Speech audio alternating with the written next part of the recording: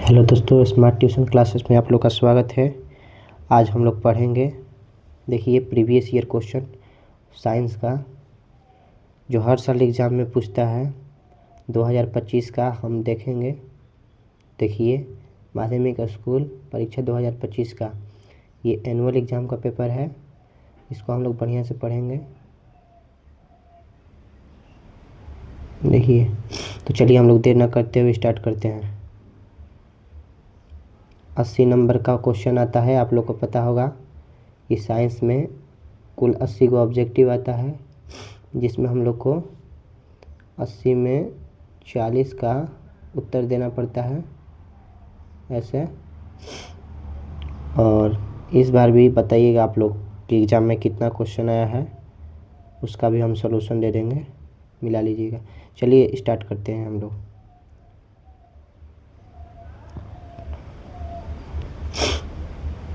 पहला क्वेश्चन है, हवा में स्वतंत्र रूप से लटका हुआ क्षैतिज चुंबक हमेशा आराम की स्थिति में रहता है।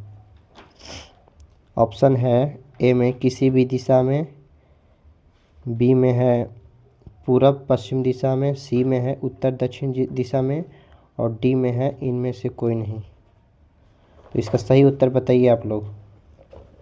तो सही उत्तर बताइए। हवा में स्वतंत्र रूप से लटका हुआ क्षैतिज चुंबक हमेशा आराम की स्थिति में रहता है। पहला दिया है किसी भी, पहला में है किसी भी दिशा में, दूसरा में है पूरब पश्चिम दिशा में, तीसरा में दिया है उत्तर दक्षिण दिशा में, और डी में दिया है इनमें से कोई नहीं। सही उत्तर दीजिए। तो इसका सही उत्तर हो जाएगा, इसका सही उत्तर हो जाएगा उत्तर दक्षिण दिशा में, उत्तर दक्षिण दिशा में। करेक्ट आंसर, पहला का करेक्ट आंसर हो जाएगा सी, उत्तर दक्षिण दिशा में। अब चलिए हम लोग नेक्स्ट क्वेश्चन देखते हैं। नेक्स्ट क्वेश्चन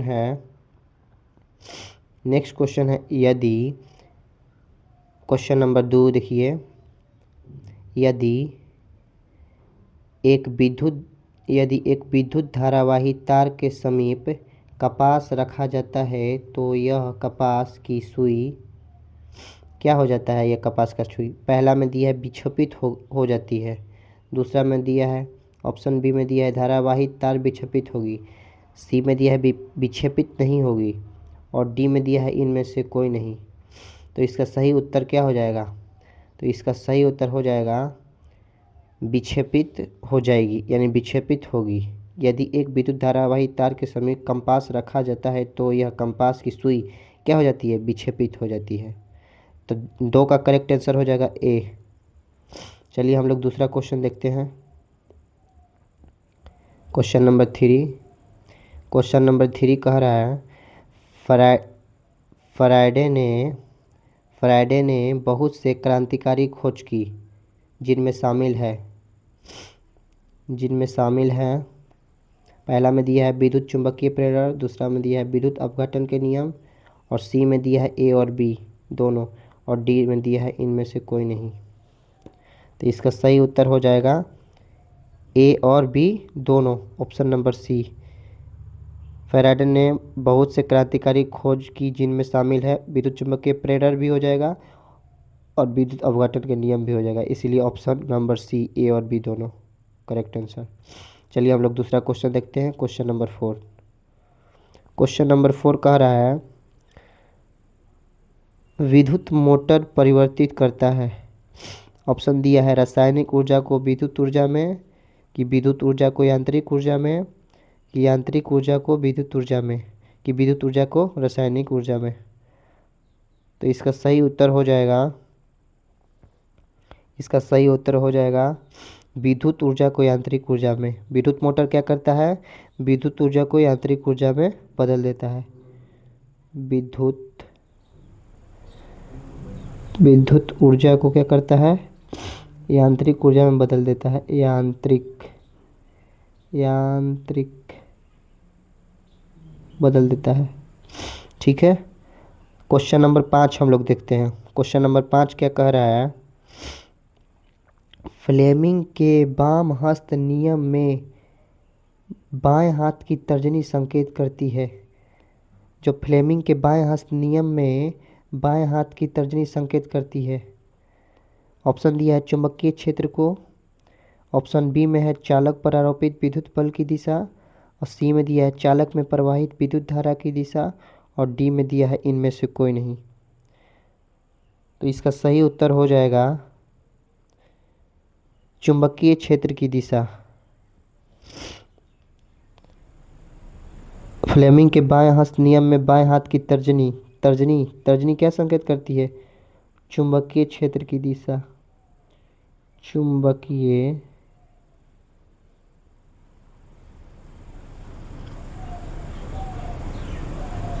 क्षेत्र की दिशा। चलिए हम लोग अगला क्वेश्चन देखते हैं। Question number 6। क्वेश्चन नंबर 6 कह रहा है किसी चालक तार से विद्युत धारा प्रवाहित करने पर तार के ऊपर तथा नीचे किस प्रकार के चुंबकीय क्षेत्र पैदा होते हैं?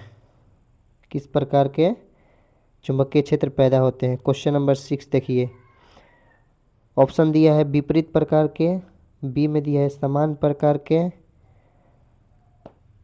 और सी में दिया है किसी भी प्रकार के नहीं, और डी में दिया है इनमें से कोई नहीं। तो इसमें इसका सही उत्तर हो जाएगा इनमें से कोई नहीं। इनमें से कोई नहीं। चलिए हम लोग अगला क्वेश्चन देखते हैं। Question number 7। क्वेश्चन नंबर 7 कह रहा है जल विद्युत ऊर्जा किस प्रकार का ऊर्जा स्रोत है? जल विद्युत ऊर्जा किस प्रकार का ऊर्जा स्रोत है? पहला ऑप्शन दिया है नवीकरणीय, बी में दिया है अनवीकरणीय, सी में दिया है ए और बी दोनों, डी में दिया है इनमें से कोई नहीं। तो 7 का सही उत्तर हो जाएगा नवीकरणीय, क्योंकि प्राकृतिक है, ये ख़त्म नहीं होगा। विद्युत ऊर्जा किस प्रकार का ऊर्जा स्रोत है? जल विद्युत ऊर्जा, ये नवीकरणीय है। ठीक है। उसके बाद हम लोग देखते हैं 8वां क्वेश्चन। 8वां क्या कह रहा है कौन सी गैस वैश्विक ऊष्मन के लिए उत्तरदायी है? कौन सी गैस वैश्विक ऊष्मन के लिए उत्तरदायी है? पहला दिया है नाइट्रोजन, दूसरा दिया है कार्बन डाइऑक्साइड, तीसरा दिया है ऑक्सीजन, और चौथा दिया है इनमें से कोई नहीं। तो इसका सही उत्तर हो जाएगा बी, कार्बन डाइऑक्साइड। चलिए हम लोग क्वेश्चन नंबर 8वां को देखते हैं। 8वां हो गया, 9वां को देखते हैं। क्वेश्चन नंबर 9 क्या कह रहा है पीत रस स्रावित होता है। जो पीत रस है कहाँ स्रावित होता है? ऑप्शन में दिया है मुख्य गुहा से, बी में दिया है यकृत से, और सी में दिया है छोटी आंत से, और डी में दिया है ऑप्शन में आमाशय से। तो इसका सही उत्तर क्या हो जाएगा? इसका सही उत्तर हो जाएगा यकृत से। जो पीत रस है कहाँ से स्रावित होता है? यकृत से, याद रखिएगा। पीत रस कहाँ से स्रावित होता है? यकृत से। चलिए हम लोग क्वेश्चन नंबर 10 देखते हैं। क्षुद्रांश में स्थित रसांकुर का क्या कार्य होता है? क्षुद्रांत में स्थित रसांकुर का क्या कार्य होता है? क्षुद्रांत में स्थित रसांकुर का क्या कार्य होता है? ऑप्शन में दिया है पहला में ए में दिया है अवशोषण अवरुद्ध करना, बी में दिया है अवशोषण का सतही क्षेत्रफल घटाना, और सी में दिया है अवशोषण का सतही क्षेत्रफल बढ़ाना, और डी में दिया है इनमें से कोई नहीं। तो इसका सही उत्तर हो जाएगा ऑप्शन नंबर सी, अवशोषण का सतही क्षेत्रफल बढ़ाना।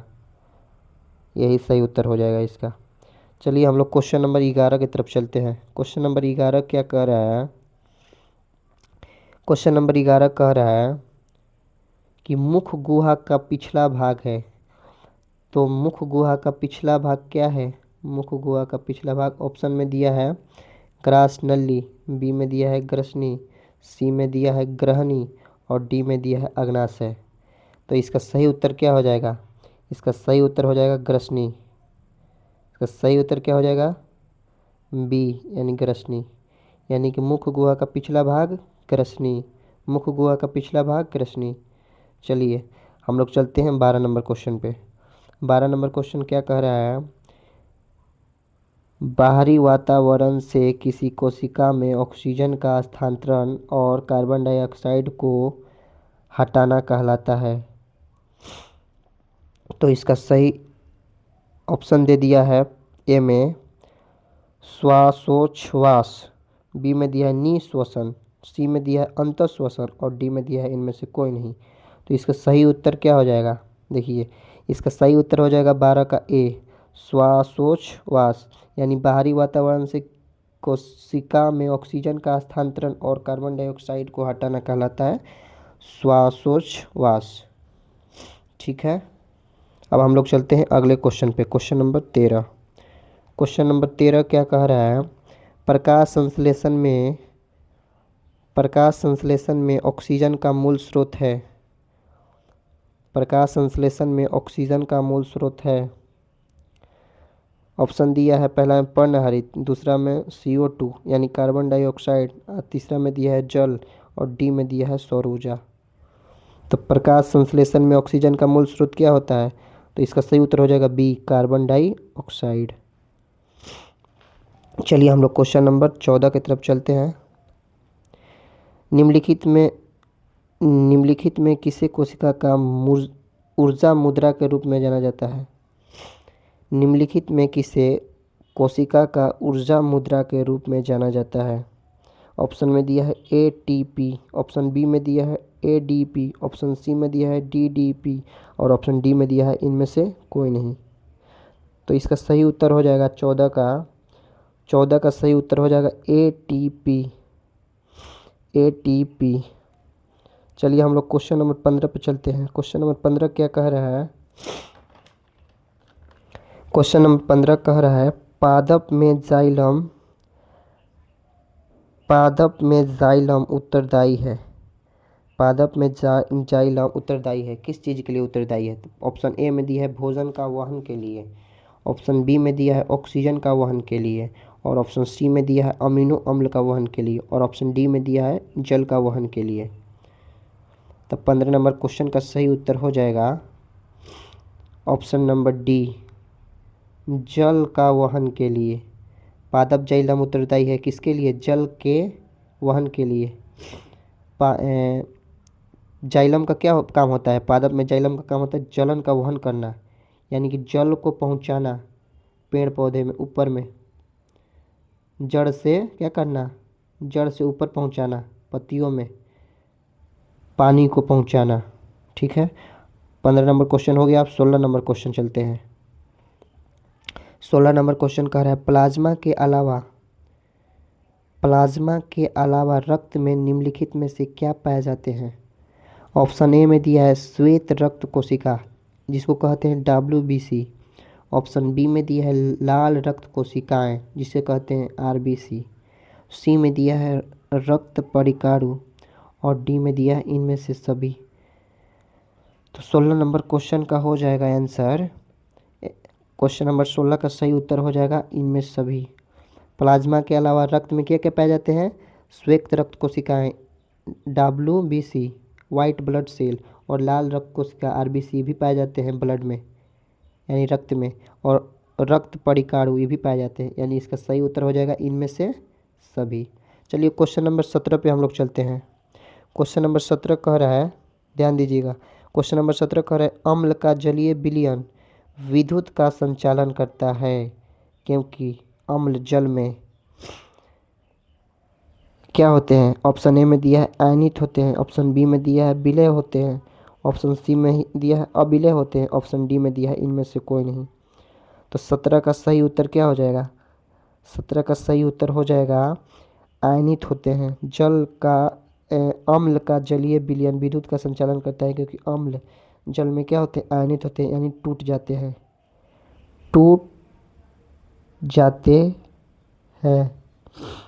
कैसे टूटते हैं, एक माइनस में और एक प्लस में टूट जाते हैं।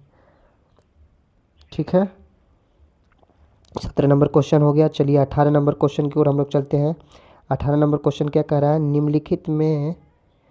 निम्नलिखित में से कौन गंधीय सूचक नहीं है, यानी गंधीय सूचक नहीं है। 18 नंबर क्वेश्चन, निम्नलिखित में से कौन गंधीय सूचक नहीं है।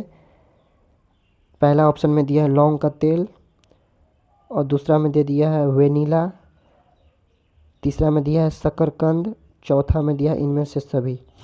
इसका सही उत्तर हो जाएगा 18 का ऑप्शन नंबर सी, शकरकंद। शकरकंद क्या है, गंधीय सूचक नहीं है, याद रखिएगा। शकरकंद क्या है, गंधीय सूचक नहीं है। चलिए हम लोग आगे चलते हैं क्वेश्चन नंबर 19 की ओर। क्वेश्चन नंबर 19 क्या कह रहा है, चींटी के डंक में कौन सा अम्ल पाए जाते हैं। चींटी के डंक में कौन सा अम्ल पाए जाते हैं। तो इसका सही उत्तर हो जाएगा ऑप्शन नंबर ए। देखिए क्या दिया है, सिट्रिक अम्ल, दूसरा में दिया है एसिटिक अम्ल, और सी में दिया है मेथनोइक अम्ल, और डी में दिया है इनमें से कोई नहीं। इसका सही उत्तर हो जाएगा ऑप्शन नंबर सी, मेथेनोइक अम्ल। मेथेनोइक अम्ल जो है चींटी के डंक में पाए जाते हैं, जिसे फॉर्मिक अम्ल भी कहा जाता है। फॉर्मिक अम्ल, फॉर्मिक अम्ल, फॉर्मिक अम्ल, अम्ल, फॉर्मिक अम्ल।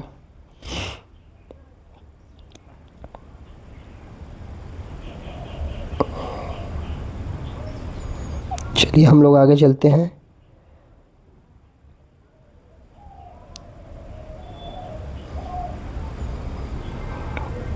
देखिए क्वेश्चन नंबर 19 की तरफ चलते हैं हम लोग। 19 हो गया, अब 20 की तरफ चलते हैं। क्वेश्चन नंबर 20 कह रहा है, क्वेश्चन नंबर 20 कह रहा है, निम्नलिखित में किसको जल में डुबोकर रखते हैं। निम्नलिखित में किसको जल में डुबोकर रखते हैं। ऑप्शन ए में दिया है श्वेत फास्फोरस को, ऑप्शन बी में दिया है लाल फास्फोरस को, ऑप्शन डी में दिया है आयोडीन को, ऑप्शन सी में दिया है आयोडीन को, ऑप्शन डी में दिया है गंधक को। तो 20 का सही उत्तर क्या हो जाएगा, किसको जल में डुबो कर रखते हैं। तो जल में डुबो कर किसको रखते हैं, ऑप्शन ए हो जाएगा श्वेत फास्फोरस को, क्योंकि ऑक्सीजन के संपर्क में आने पे क्या पकड़ लेता है, इसमें आग पकड़ लेता है, इसीलिए इसको जल में डुबो कर रखा जाता है। फास्फोरस को जल से जल्दी अभिक्रिया कर लेता है, इसीलिए। चलिए हम लोग आगे क्वेश्चन नंबर 21 देखते हैं। क्वेश्चन नंबर 21 क्या कह रहा है, अयस्क में अशुद्धि के रूप में उपस्थित पदार्थ कहलाते हैं। अयस्क में अशुद्धि के रूप में उपस्थित पदार्थ क्या कहलाते हैं। ऑप्शन ए में दिया है धातुमल, ऑप्शन बी में दिया है अधात्री या गैंग, ऑप्शन सी में दिया है खनिज, ऑप्शन डी में दिया है इनमें से कोई नहीं। तो क्वेश्चन नंबर 21 का सही उत्तर क्या हो जाएगा, क्वेश्चन नंबर 21 का सही उत्तर हो जाएगा अधात्री, जिसे गैंग भी कहा जाता है। तो अयस्क में अशुद्धि के रूप में उपस्थित पदार्थ को क्या कहते हैं, गैंग या अधात्री, याद रखिएगा। क्वेश्चन नंबर 22 की तरफ हम लोग चलते हैं। क्वेश्चन नंबर 22 कह रहा है, क्वेश्चन नंबर 22 कह रहा है, निम्नलिखित में किस धातु को चाकू से आसानी से काटा जा सकता है। ऑप्शन ए में दिया है Na, जिसे सोडियम कहते हैं, Cu, जिसे शॉर्टकट में कहते हैं कॉपर, फिर Na निकल, Al एल्युमिनियम, डी में दिया है। 20 का सही उत्तर क्या हो जाएगा, निम्नलिखित में किस धातु को चाकू से आसानी से काटा जा सकता है। तो इसका सही उत्तर हो जाएगा, 22 का सही उत्तर हो जाएगा Na, यानी सोडियम। सोडियम को चाकू से आसानी से काटा जा सकता है, याद रखिएगा। क्वेश्चन नंबर हम लोग 23 की तरफ चलते हैं। क्वेश्चन नंबर 23 कह रहा है, सोने में कौन सी धातु मिलाकर मिश्र धातु तैयार की जाती है। पहला में दिया है Fe, बी में दिया है Cu, सी में दिया है Zn, और डी में दिया है Ag। सोने में कौन सी धातु मिलाकर मिश्र धातु तैयार की जाती है सोने में। तो 23 का सही उत्तर क्या हो जाएगा, 23 का सही उत्तर हो जाएगा Cu, यानी कॉपर। अब हम लोग आगे चलते हैं, आगे हम लोग चलते हैं क्वेश्चन नंबर 24 की ओर। सिलिकॉन है, सिलिकॉन क्या है। पहला ऑप्शन में दिया है अधातु, दूसरा में दिया है धातु, तीसरा में दिया है मिश्र धातु, और डी में दिया है उपधातु। तो 24 नंबर क्वेश्चन कह रहा है, सिलिकॉन है एक, क्या है। तो सिलिकॉन क्या है, 24 का सही उत्तर हो जाएगा डी, सिलिकॉन क्या है, उपधातु है। उपधातु, ना कि धातु है और ना ही अधातु है, क्या है, उपधातु है। और सिलिकॉन को अर्धचालक भी बोला जाता है, अर्धचालक, अर्धचालक, अर्धचालक। चलिए हम लोग क्वेश्चन नंबर 25 की ओर चलते हैं। 25 क्वेश्चन नंबर कह रहा है दोहरा परिसंचरण नहीं पाया जाता है, दोहरा परिसंचरण नहीं पाया जाता है। 25 नंबर क्वेश्चन, दोहरा परिसंचरण नहीं पाया जाता है। ऑप्शन ए में दिया है मेढक में, ऑप्शन बी में दिया है मछली में, और ऑप्शन सी दिया है पक्षी में, और ऑप्शन डी दिया है मनुष्य में। तो 25 का सही उत्तर क्या हो जाएगा? 25 का सही उत्तर हो जाएगा मछली में। मछली में क्या नहीं पाया जाता है? दोहरा परिसंचरण नहीं पाया जाता है। किसमें? मछली में, याद रखिएगा। क्वेश्चन नंबर 26 की तरफ हम लोग चलते हैं। यूरिया रक्त में कहाँ से प्रवेश करती है? यूरिया रक्त में कहाँ से प्रवेश करती है? तो यूरिया रक्त में कहाँ से प्रवेश करती है? ऑप्शन ए में दिया है वृक्क से, ऑप्शन बी दिया है फेफड़ा से, ऑप्शन सी दिया है यकृत से, और ऑप्शन डी दिया है इनमें से कोई नहीं। 26 का सही उत्तर हो जाएगा यूरिया रक्त में कहाँ से प्रवेश करती है? 26 का सही उत्तर हो जाएगा यकृत से। यूरिया रक्त में कहाँ से प्रवेश करती है? तो यकृत से, जिसको लीवर कहा जाता है इंग्लिश में, लीवर।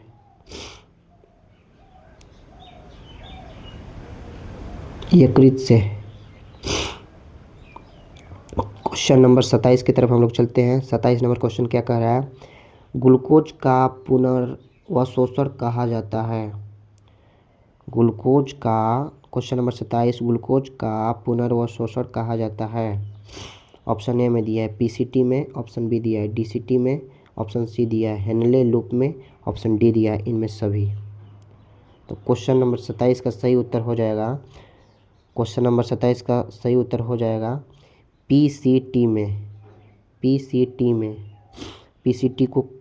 पीसीटी का फुल फॉर्म होता है प्रोक्सिमल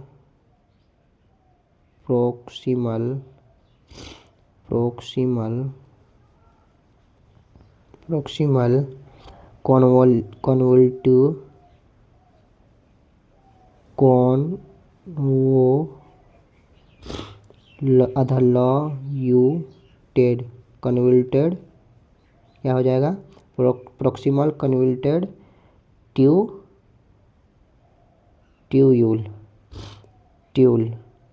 ट्यूयूल, याद रखिएगा। चलिए हम लोग क्वेश्चन नंबर 28 की तरफ चलते हैं। क्वेश्चन नंबर 28 कह रहा है, क्वेश्चन नंबर 28 कह रहा है विभिन्न क्रियाओं के फलस्वरूप बने हानिकारक पदार्थों को शरीर से बाहर निकालने के तंत्र को कहते हैं। ध्यान से सुनिएगा, क्वेश्चन नंबर 28 क्या कह रहा है? विभिन्न क्रियाओं के फलस्वरूप बने हानिकारक पदार्थों को शरीर से बाहर निकालने के तंत्र को कहते हैं। ऑप्शन ए में दिया है पाचन तंत्र, ऑप्शन बी में दिया है परिसंचरण तंत्र, और ऑप्शन डी में दिया है उत्सर्जन तंत्र, ऑप्शन डी में दिया है तंत्रिका तंत्र। तो क्वेश्चन नंबर 28 का सही उत्तर हो जाएगा उत्सर्जन तंत्र। उत्सर्जन तंत्र, हानिकारक पदार्थ जो शरीर से बाहर निकलते हैं उन्हें उत्सर्जन तंत्र कहते हैं। ठीक है, चलिए हम लोग क्वेश्चन नंबर 29 की तरफ चलते हैं। क्वेश्चन नंबर 29 कह रहा है मेरुरज्जु के आघात से क्या हो सकता है? तो ऑप्शन ए में दिया है घेघा, ऑप्शन बी में दिया है बौनापन, ऑप्शन सी में दिया है मधुमेह, और ऑप्शन डी में दिया है लकवा। तो 29 का सही उत्तर है ऑप्शन नंबर डी, लकवा। मेरुरज्जु के आघात से लकवा हो सकता है। क्या हो सकता है? लकवा। ठीक है, अब क्वेश्चन नंबर हम लोग 30 की तरफ चलते हैं। क्वेश्चन नंबर 30 कह रहा है मनुष्य के शरीर की सबसे बड़ी ग्रंथि है। क्वेश्चन नंबर 30 क्या कह रहा है? मनुष्य के शरीर की सबसे बड़ी ग्रंथि है। ऑप्शन ए में दिया है एड्रीनल, ऑप्शन बी में दिया है लीवर, ऑप्शन सी में दिया है अंडाशय, और ऑप्शन डी में दिया है अग्नाशय। तो क्वेश्चन नंबर 30 का सही उत्तर क्या हो जाएगा? लीवर। सबसे बड़ी ग्रंथि क्या है? लीवर। मनुष्य की सबसे बड़ी ग्रंथि लीवर, जिसे यकृत भी कहा जाता है, यकृत। चलिए हम लोग आगे क्वेश्चन चलते हैं। Question number 31। क्वेश्चन नंबर 31 क्या कह रहा है? पादप हार्मोन कहलाते हैं। पादप हार्मोन क्या कहलाते हैं? तो ऑप्शन ए में दिया है फेरोमोन, ऑप्शन बी में दिया है फाइटो हार्मोन, ऑप्शन सी में दिया है एंजाइम, ऑप्शन डी में दिया है इनमें से कोई नहीं। इसका 31 का सही उत्तर हो जाएगा फाइटो हार्मोन। पादप हार्मोन कहलाते हैं phyto hormone. Option number B correct है। क्वेश्चन नंबर 32 की तरफ हम लोग चलते हैं। क्वेश्चन नंबर 32 क्या कह रहा है? पत्तियों द्वारा कायिक प्रवर्धन का उदाहरण है। पत्तियों द्वारा कायिक प्रवर्धन का उदाहरण है। ऑप्शन ए में दिया है प्याज, ऑप्शन बी में दिया है आलू, ऑप्शन सी में दिया है गुलाब और ऑप्शन डी में दिया है ब्रायोफाइलम। तो 32 का सही उत्तर हो जाएगा, 32 का सही उत्तर हो जाएगा डी। 32 का सही उत्तर हो जाएगा डी यानी ब्रायोफाइलम। पत्तियों द्वारा कायिक प्रवर्धन का उदाहरण है बायोफाइलम, याद रखिएगा। अब हम लोग चलते हैं क्वेश्चन नंबर 33 पे। क्वेश्चन नंबर 33 कह रहा है लेंस की फोकस दूरी एफ एवं क्षमता पी हो तो ऑप्शन ए में दिया है एफ भागा पी बराबर 0.5, ऑप्शन बी में दिया है एफ गुने पी बराबर 1, ऑप्शन सी में दिया है F plus F P plus F बराबर 1 और ऑप्शन डी में दिया है पी डिवाइड एफ गुने 1। तो 33 का सही उत्तर क्या हो जाएगा? पी गुने एफ गुने पी बराबर 1। 33 का ऑप्शन नंबर बी करेक्ट है। कैसे होगा? तो एफ बराबर हम लोग जानते हैं सूत्र, एफ गुने पी बराबर 1, ठीक है। तो लेंस का सूत्र होता है एफ बराबर 1/p, ठीक है। गुना में है तो इधर भाग में चल जाएगा। अब हम लोग चलते हैं क्वेश्चन नंबर 34 पे। क्वेश्चन नंबर 34 क्या कह रहा है? कैमरे का कौन सा भाग आँखों के रेटिना की तरह कार्य करता है? 34 नंबर क्वेश्चन कह रहा है कैमरे का कौन सा भाग आँखों के रेटिना की तरह कार्य करता है? तो 34 ऑप्शन दिया है द्वारक ए में, बी में दिया है लेंस, सी में दिया है फिल्म और डी में दिया है शटर। तो 34 का करेक्ट आंसर हो जाएगा film, option C. Option C is correct. 34 का option C is correct, film. कैमरे का कौन सा भाग आँखों के रेटिना की तरह कार्य करता है? तो फिल्म। फिल्म क्या करता है? कैमरे के कौन से भाग आँखों के रेटिना की तरह कार्य करता है? फिल्म आँखों के रेटिना की तरह कार्य करता है, याद रखिएगा, ठीक है।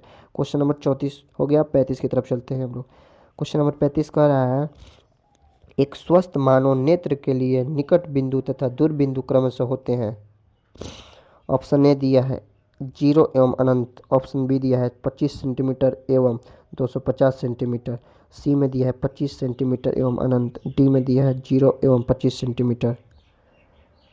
तो 35 का करेक्ट आंसर क्या हो जाएगा? एक स्वस्थ मानव नेत्र के लिए निकट बिंदु तथा दूर बिंदु क्रमशः होते हैं कितना?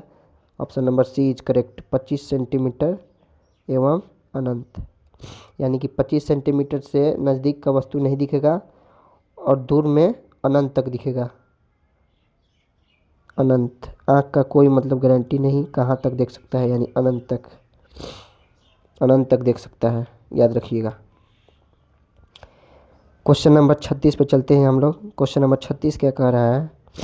चंद्रमा पर खड़े अंतरिक्ष यात्री को आकाश प्रतीत होता है। चंद्रमा पर खड़े अंतरिक्ष यात्री को आकाश कैसा प्रतीत होता है? तो इसका सही उत्तर हो जाएगा, पहले ऑप्शन देख लेते हैं हम लोग। ऑप्शन ए में दिया है लाल, बी में दिया है नीला और सी में दिया है काला और डी में दिया है उजला। तो 36 का करेक्ट आंसर क्या हो जाएगा? काला। ये रिवीजन के तौर पे है आप लोग का वीडियो, एग्ज़ाम से पहले ये सब देख करके जाना है एग्ज़ाम में वीडियो, ठीक है। 36 का करेक्ट आंसर हो जाएगा सी। चंद्रमा पर खड़े अंतरिक्ष यात्री को आकाश कैसा प्रतीत होता है? तो काला। क्यों होता है? क्योंकि चंद्रमा पर क्या नहीं है? वायुमंडल नहीं है अपना, वायुमंडल नहीं है चंद्रमा का अपना, कोई वायुमंडल नहीं है, वायुमंडल नहीं है, ठीक है। अब हम लोग चलते हैं 37 नंबर क्वेश्चन पे। 37 नंबर क्वेश्चन क्या कह रहा है? नेत्र की समंजन क्षमता कम हो जाने से उत्पन्न होता है। ऑप्शन ए में दिया है दूर दृष्टि दोष, ऑप्शन बी में दिया है जरा दृष्टि दोष, ऑप्शन सी में दिया है निकट दृष्टि दोष और ऑप्शन डी में दिया है वर्णांधता। तो 37 का करेक्ट आंसर क्या हो जाएगा? 37 का करेक्ट आंसर हो जाएगा बी, जरा दृष्टि दोष। कुछ 37 का करेक्ट आंसर हो जाएगा बी, जरा दृष्टि दोष। उम्र के साथ साथ क्या हो जाता है? समंजन क्षमता कम हो जाता है, यानी देखने की क्षमता कम हो जाता है, उसे जरा दृष्टि दोष कहते हैं। नेत्र की समंजन क्षमता कम हो जाने से उत्पन्न होता है जरा दृष्टि दोष। तो याद रखिएगा। चलिए हम लोग आगे चलते हैं क्वेश्चन नंबर 38 पे। क्वेश्चन नंबर 38 कह रहा है किसी चालक की प्रतिरोधकता का मात्रक है।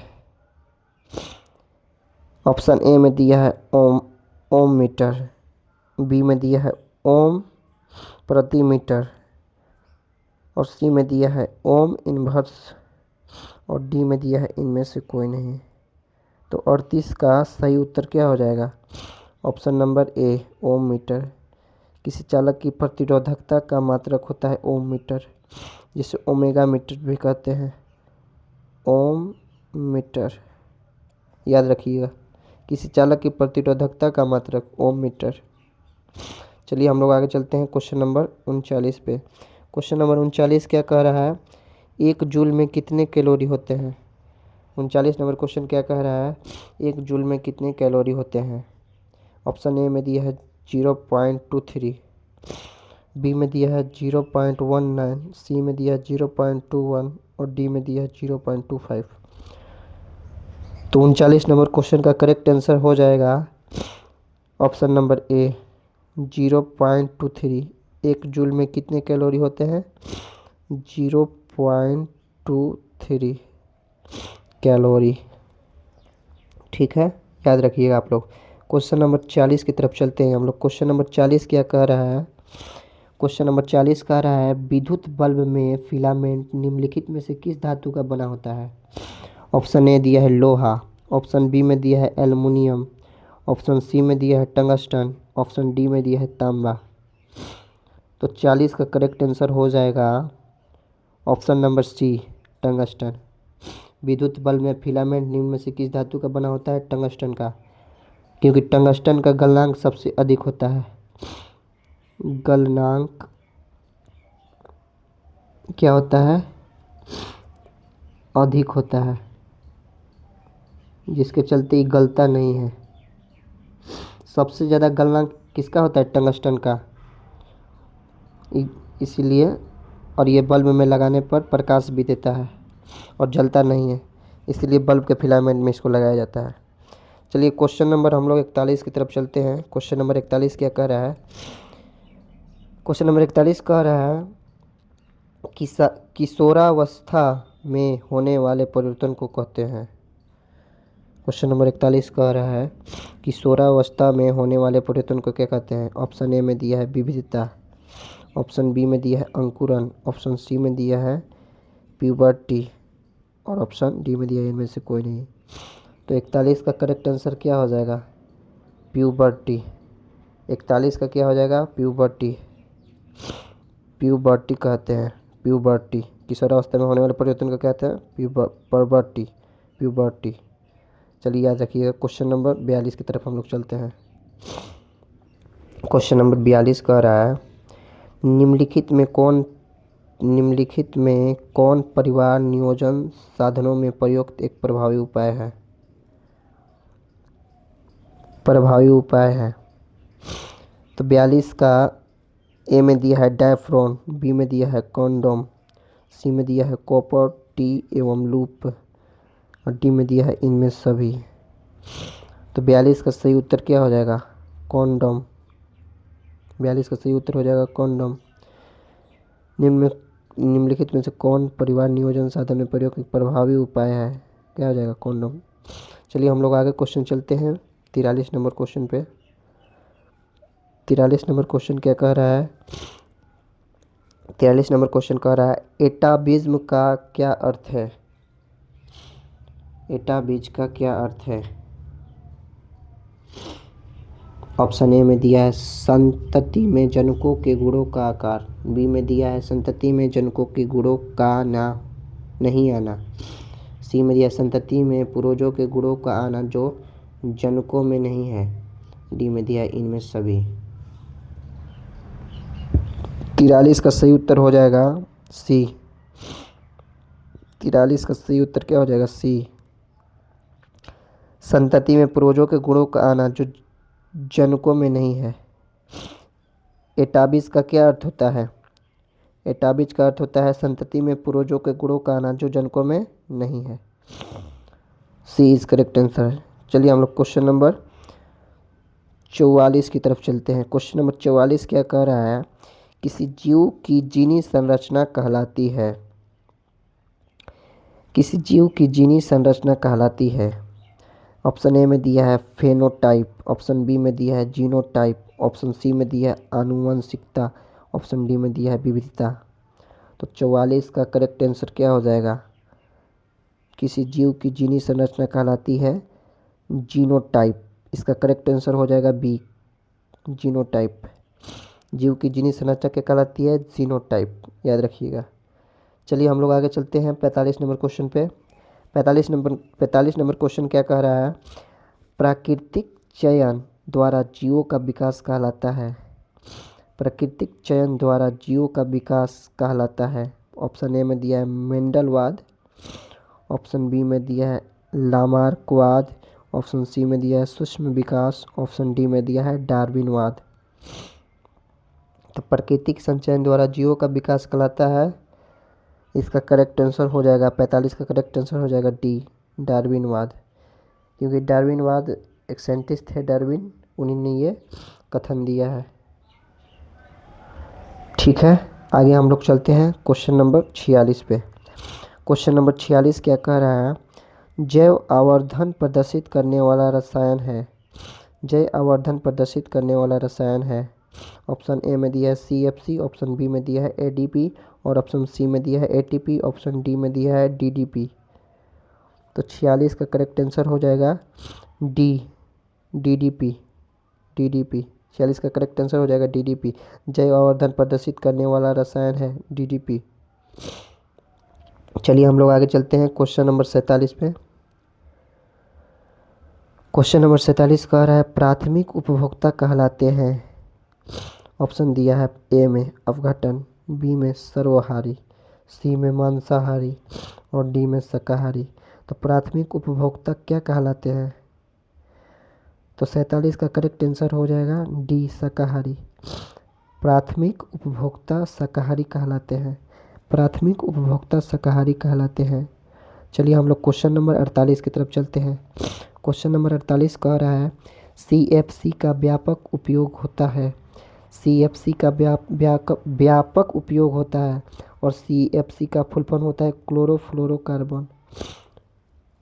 क्लोरोफ्लोरोकार्बन,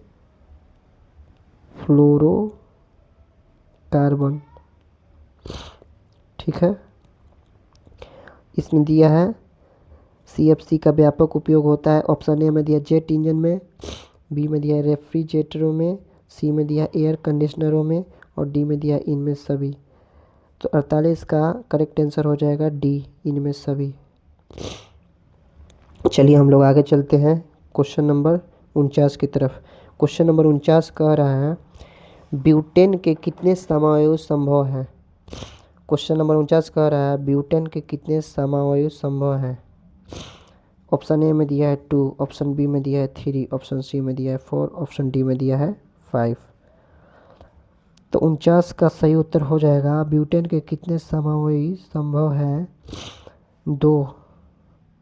49 का हो जाएगा ए इज करेक्ट आंसर। ब्यूटेन के कितने समावयव संभव है? तो 2। चलिए हम लोग क्वेश्चन नंबर 50 की तरफ चलते हैं। 50 क्वेश्चन नंबर कह रहा है मीथेन के अणु का आकार होता है। मीथेन के अणु का आकार होता है, कैसा होता है? ऑप्शन ए में दिया एक रेखीय, बी में दिया है वलयाकार, सी में दिया है समचतुष्फलकीय और डी में दिया है अष्टफलकीय। तो 50 का सही उत्तर हो जाएगा 50 का सही उत्तर हो जाएगा ऑप्शन नंबर सी, समचतुष्फलकीय। मीथेन के अणु का आकार कैसा होता है? समचतुष्फलकीय। चलिए हम लोग क्वेश्चन नंबर 51 की तरफ चलते हैं। क्वेश्चन नंबर 51 कह रहा है कार्बनिक यौगिकों में कार्बन की संयोजकता होती है। क्वेश्चन नंबर 51 कह रहा है कार्बन यौगिकों में कार्बन की संयोजकता होती है। ऑप्शन दिया है 1 ए में, बी में दिया है 2, सी में दिया है 3 और डी में दिया है 4। तो 51 का करेक्ट आंसर क्या हो जाएगा? 51 का करेक्ट आंसर होगा 4 यानी डी। कार्बन यौगिकों में कार्बन की संयोजकता 4।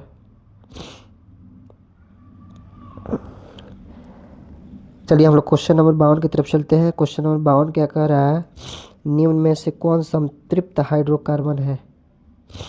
संतृप्त हाइड्रोकार्बन है। ऑप्शन ए में दिया है एल्केन, ऑप्शन बी में दिया है एल्कीन, ऑप्शन सी में दिया है एल्काइन, ऑप्शन डी में दिया है इनमें से कोई नहीं।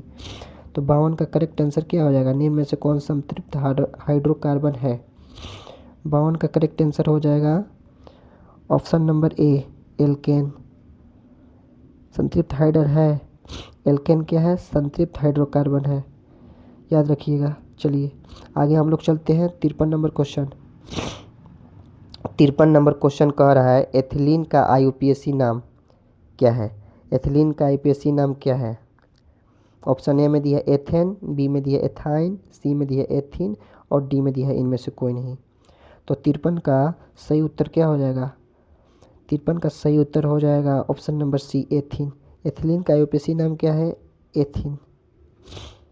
चलिए हम लोग आगे क्वेश्चन की तरफ चलते हैं। Question number 54। क्वेश्चन नंबर 54 कह रहा है मेंडेलीव की आवर्त सारणी की एक कमी क्या थी? ऑप्शन ए में दिया है ऑक्सीजन को सही स्थान नहीं देना, ऑप्शन बी में दिया है Cl को उचित स्थान न देना, ऑप्शन सी में दिया है हाइड्रोजन को उचित स्थान नहीं देना और डी में दिया है इनमें से कोई नहीं। तो इसका सही उत्तर हो जाएगा 54 का हाइड्रोजन को उचित स्थान नहीं देना। चलिए हम लोग आगे चलते हैं। Question number 55। क्वेश्चन नंबर 55 कह रहा है अष्टक का नियम निम्नलिखित में से किसके द्वारा प्रतिपादित किया गया? अष्टक का नियम निम्नलिखित में से किसके द्वारा प्रतिपादित किया गया? ऑप्शन ए में दिया है मेंडलीव, बी में दिया है न्यूलैंड्स और सी में दिया है लोथर मेयर और डी में दिया है डोबेराइन राइनर।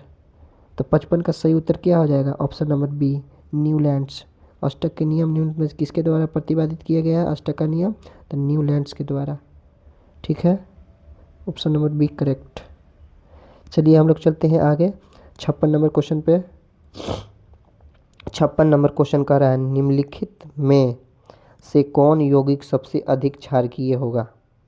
Option A SO2, option B Na2O, option 3 Al2O3, option D NO2। तो 56 का सही उत्तर क्या हो जाएगा? 56 का सही उत्तर हो जाएगा ऑप्शन नंबर बी Na2O।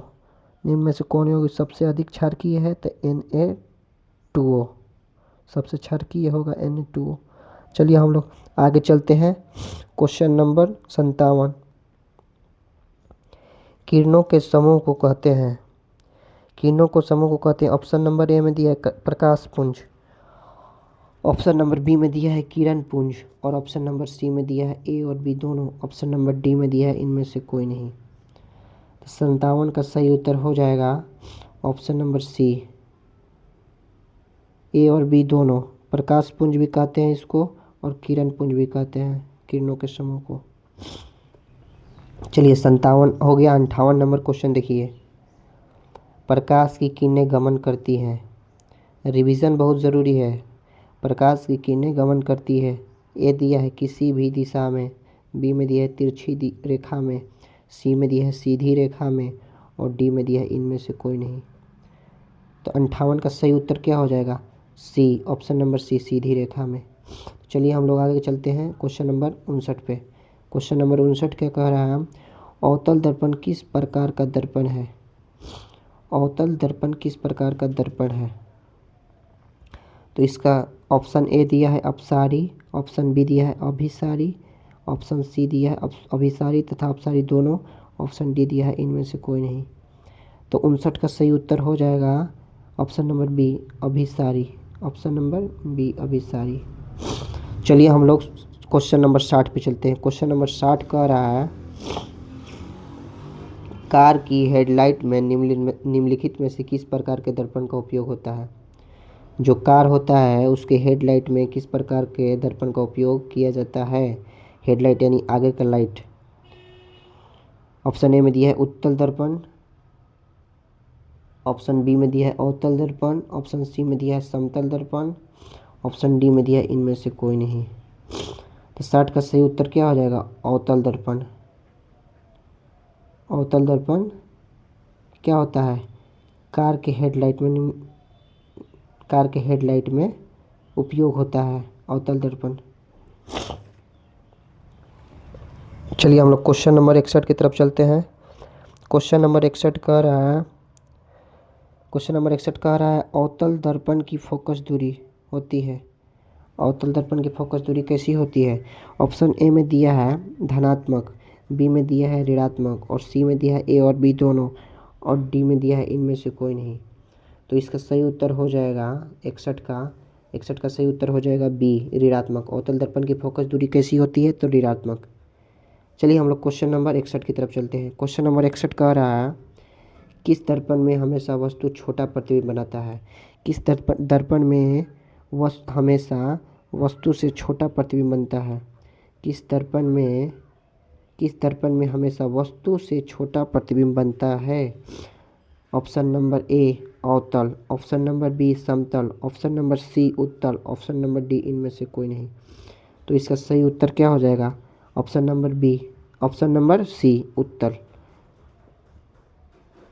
उत्तल दर्पण में क्या होता है? वस्तु से हमेशा छोटा प्रतिबिंब बनाता है, यानी कि वस्तु क्या है? वस्तु से हमेशा छोटा प्रतिबिंब बनाता है, छोटा। चलिए हम लोग आगे चलते हैं क्वेश्चन नंबर 62 की ओर। 62 हो गया, 63 की ओर। 63 नंबर क्वेश्चन कह रहा है वायु में प्रकाश की चाल निर्वात की अपेक्षा होती है। वायु में प्रकाश की चाल निर्वात की अपेक्षा होती है। ऑप्शन नंबर ए कम, ऑप्शन नंबर बी ज़्यादा, ऑप्शन नंबर सी समान, ऑप्शन नंबर डी इनमें से कोई नहीं। 63 का सही उत्तर क्या हो जाएगा? 63 का सही उत्तर हो जाएगा ए कम। वायु में प्रकाश की चाल निर्वात की अपेक्षा कम होती है। सबसे ज़्यादा कहाँ होती है? निर्वात में। सबसे ज़्यादा कहाँ होती है? निर्वात में। तो निर्वात से कम हो जाएगा कहाँ पे? वायु में। वायु में कम हो जाएगा निर्वात से। चलिए हम लोग आगे चलते हैं क्वेश्चन नंबर 64 की तरफ। क्वेश्चन नंबर 64 कह रहा है प्रकाश द्वारा प्रदर्शित कौन सी घटना तारों की टिमटिमाहट में प्रदर्शित होती है? ऑप्शन ए दिया है परावर्तन के कारण, यानी सीधा सीधी पूछ रहा है कि जो तारों की टिमटिमाना किसके कारण होता है? परावर्तन के कारण, कि वर्ण विक्षेपण के कारण, कि प्रकीर्णन के कारण, कि अपवर्तन के कारण। तो इसका सही उत्तर हो जाएगा 64 का सही उत्तर हो जाएगा डी, अपवर्तन के कारण तारे टिमटिमाते हैं, याद रखिएगा। चलिए इसके बाद हम लोग चलते हैं 65 नंबर क्वेश्चन पे। 65 नंबर क्वेश्चन क्या कह रहा है कल्पक्कम नाभिकीय विद्युत संयंत्र किस राज्य में स्थित है? कल्पक्कम नाभिकीय विद्युत संयंत्र किस राज्य में स्थित है? ऑप्शन ए में दिया है कर्नाटक, ऑप्शन बी में दिया है तमिलनाडु, ऑप्शन सी में दिया है उत्तर प्रदेश और ऑप्शन डी में दिया है गुजरात। तो कल्पक्कम नाभिकीय विद्युत संयंत्र किस राज्य में स्थित है? तो इसका सही उत्तर हो जाएगा तमिलनाडु। तमिलनाडु में क्या स्थित है? नाभिकीय विद्युत संयंत्र किस राज्य में? तमिलनाडु राज्य में, याद रखिए। चलिए हम लोग क्वेश्चन नंबर 66 की तरफ चलते हैं। क्वेश्चन नंबर 66 कह रहा है घरेलू गैस का मुख्य अवयव है। घरेलू गैस का मुख्य अवयव है। ऑप्शन ए एथेन, बी में प्रोपेन, सी में ब्यूटेन और डी में मीथेन। तो 66 का सही उत्तर क्या हो जाएगा?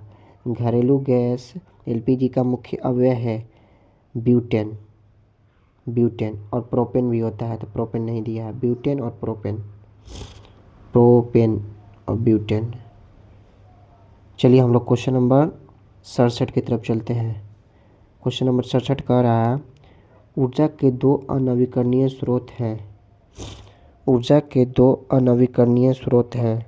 ऑप्शन नंबर ए गोबर गैस तथा जैव मात्रा, बी में दिया है कोयला तथा पेट्रोलियम, सी में दिया है जैव मात्रा तथा पेट्रोलियम और डी में दिया है इनमें से कोई नहीं। तो 67 का सही उत्तर क्या हो जाएगा? 67 का सही उत्तर हो जाएगा ऑप्शन नंबर बी कोयला तथा पेट्रोलियम, क्योंकि ये सीमित है, ये एक बार ख़त्म हो जाएंगे, ये सीमित है, ये एक बार ख़त्म हो जाएंगे तो जल्दी उपलब्ध नहीं होंगे, क्योंकि इसको बनने में बहुत साल, लाखों साल लगता है समय, इसलिए। अब चलिए हम लोग चलते हैं 68 नंबर क्वेश्चन पे।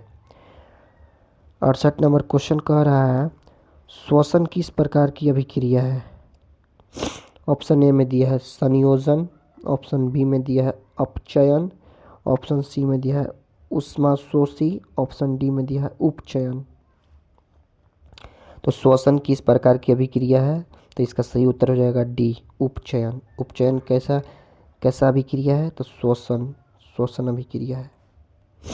ठीक है, चलिए हम लोग क्वेश्चन नंबर 69 पे चलते हैं।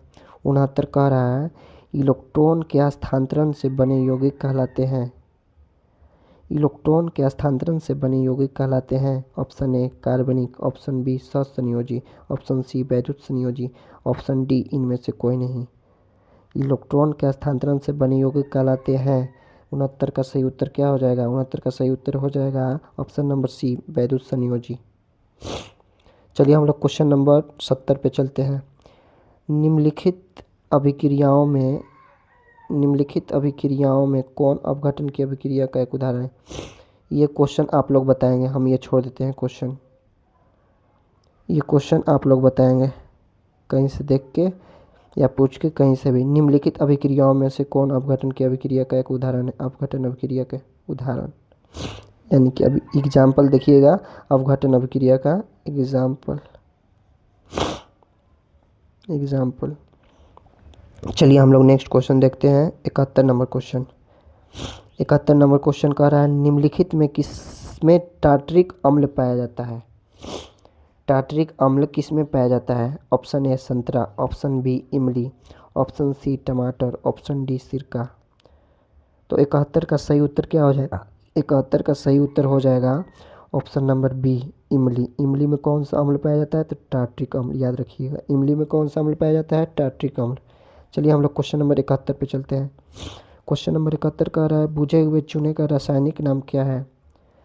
ऑप्शन ए में दिया है कैल्शियम ऑक्सीक्लोराइड, बी में दिया है कैल्शियम क्लोराइड, सी में दिया है कैल्शियम ऑक्साइड और डी में दिया है कैल्शियम हाइड्रोक्साइड। तो 72 का क्या हो जाएगा, बुझे हुए चूने का रासायनिक नाम क्या है।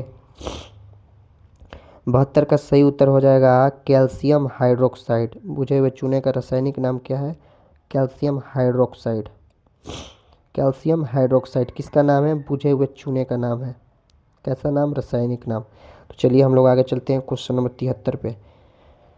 क्वेश्चन नंबर 73 कह रहा है मैग्नीशियम आवर्त सारणी के किस समूह का सदस्य है। मैग्नीशियम का सूत्र क्या होता है, Mg। मैग्नीशियम आवर्त सारणी के किस समूह का सदस्य है। ऑप्शन ए समूह 8 दिया है, बी में दिया है समूह 1 का, सी में दिया है समूह 2 का और डी में दिया है अधातु तत्वों का। तो 73 का सही उत्तर क्या हो जाएगा, 73 का सही उत्तर हो जाएगा मैग्नीशियम आवर्त सारणी के किस समूह का तत्व है, तो समूह 2 का तत्व है मैग्नीशियम। समूह 2 का तत्व है magnesium, the right answer C. चलिए हम लोग आगे चलते हैं क्वेश्चन नंबर 74। क्वेश्चन नंबर 74 पूछ रहा है आवर्त सारणी में कितने आवर्त हैं। तो आवर्त सारणी में कितने आवर्त हैं। ऑप्शन ए में दिया है 12, ऑप्शन बी में दिया है 9, ऑप्शन सी में दिया है 8, ऑप्शन डी में दिया है 7।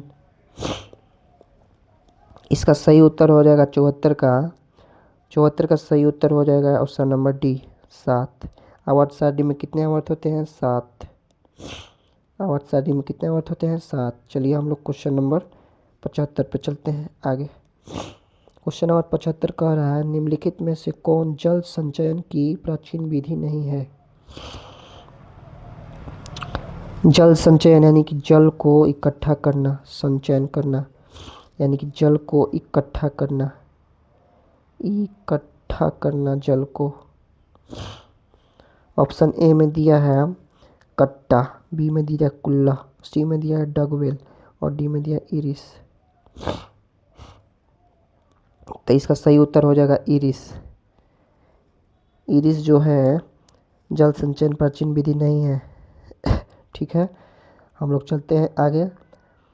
Iris is the correct answer. Question number 66 पे चलते हैं हम लोग। 66 कह रहे हैं, सॉरी 76 पे। 76 नंबर क्वेश्चन कह रहा है टिहरी बांध निर्माण का उद्देश्य क्या था।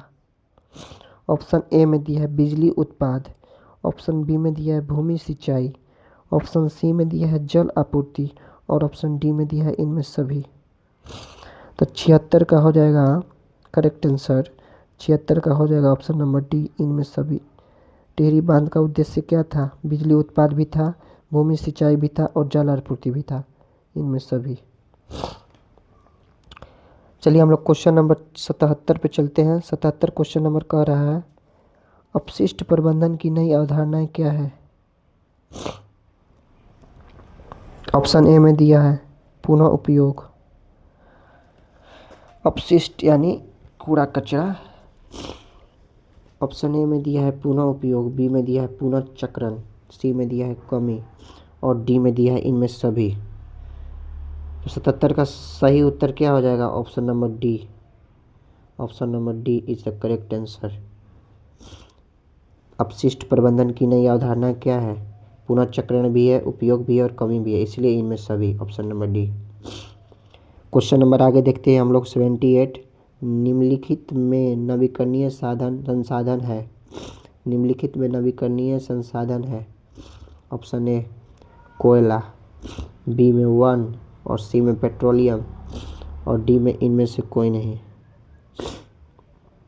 नवीकरणीय संसाधन जो प्रकृति के द्वारा दिया जाता है, जो प्रकृति के द्वारा दिया जाता है। ठीक है, इसका करेक्ट आंसर हो जाएगा 78 का option number B, one. One is the correct answer. नवीकरणीय संसाधन है वन। आगे देखते हैं हम लोग 79 नंबर क्वेश्चन। निम्नलिखित में कौन बायोगैस का मुख्य घटक है। बायोगैस का मुख्य घटक कौन है। 79 नंबर क्वेश्चन क्या कह रहा है निम्नलिखित में कौन बायोगैस का मुख्य घटक है। तो पहला ऑप्शन दिया है कार्बन डाइऑक्साइड, दूसरा में दिया है हाइड्रोजन सल्फाइड और सी में दिया है जल वाष्प और डी में दिया है मीथेन। तो 79 का सही उत्तर क्या हो जाएगा। 79 का सही उत्तर हो जाएगा मीथेन। बायोगैस का मुख्य घटक है मीथेन। चलिए क्वेश्चन नंबर हम लोग लास्ट चलते हैं। अगर आप लोग को वीडियो अच्छा लगता होगा तो चैनल को लाइक, सब्सक्राइब और कमेंट जरूर कीजिएगा। धन्यवाद। एक क्वेश्चन हम लोग लास्ट कर लेते हैं। 80 नंबर क्वेश्चन क्या कह रहा है पेप्टिक अल्सर हो सकता है। पेप्टिक अल्सर हो सकता है। ऑप्शन दिया है कम भोजन खाने से, बी दिया है सामान्य भोजन खाने से, सी दिया है लंबे समय तक भूखे रहने से और डी में दिया है इनमें से कोई नहीं। तो 80 का सही उत्तर क्या हो जाएगा। पेप्टिक अल्सर हो सकता है। तो 80 का सही उत्तर हो जाएगा ऑप्शन नंबर सी, लंबे समय तक भूखे रहने से।